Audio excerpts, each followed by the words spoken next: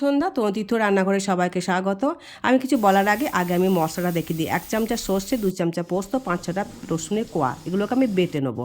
আর এদিকে আমি চুনো মাছ নিয়েছিলাম, এতে নুন, হলুদ, একটু কাঁচা সর্ষের তেল দিয়ে ওটাকে মাখিয়ে রাখলাম।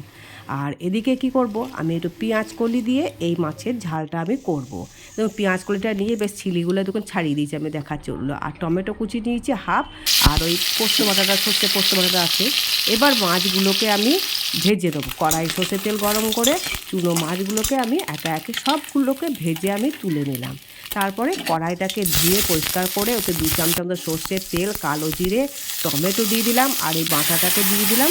মশলাটাকে দিয়ে একটু জল দিয়ে নুন, একটু পরিমাণ মতো হলুদ সব দিয়ে ভালো করে কিছুক্ষণ একটু কষিয়ে নিলাম। 2 মিনিট মতো নাড়াচাড়া করে পরিমাণ মতো জল ঢেলে দিলাম। ব্যাস, এবার তো রান্না শুরু। এবার পেঁয়াজ কলিগুলোকেও দিয়ে দেবেন ওর মধ্যে। পেঁয়াজ কলিগুলো আমি ভাজি নাই, ওই কাঁচা পেঁয়াজ কলিকেও দিয়ে দিলাম। খুব সুন্দর রঙটা থাকবে, সবুজ সবুজ, আর খেতেও ভালো লাগবে। পেঁয়াজ কলিটা সেদ্ধ হতে যেটুকু টাইম লাগবে তারপরে দিয়ে দেন চুনো মাছ ভাজাগুলো ওর মধ্যে দিয়ে দেন। ব্যাস, এবার ঝোলটা যেমন রাখবেন থকথকে, এবার আমার থকথকে একটু রেখেছি, আর কিছুটা মাছ আমি সরিয়ে রাখলাম। কাঁচা লঙ্কা দেওয়া তো উপায় নেই, আমার দাদারা খাবে না ঝাল।